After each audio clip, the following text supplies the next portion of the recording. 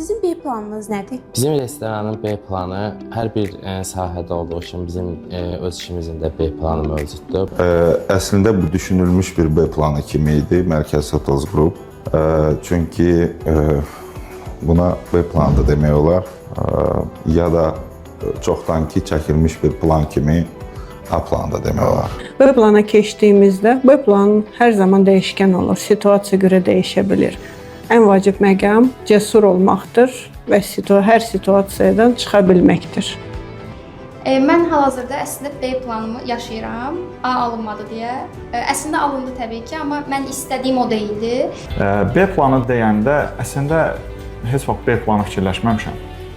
Çalışmışam həmişə A planının üzərində işləyim. A planı elə mükəmməl şəkildə qurum ki, B planına ümumiyyətlə ehtiyac olmasın. Amma B planı hər zaman olmalıdır. B planım A planı yaxşı icra etmək. Elə mənim B planım hazırda qurduğum şirkətlə bağlıdır. Məsləhət MMC adlı şirkətin təsisçisi və direktoruyam. Bu şirkəti qurmaqda məqsədim elə B planını həyata keçirmək olur və artıq vəkillik fəaliyyətindən kənar bir fəaliyyətlə məşğul olmaq olur.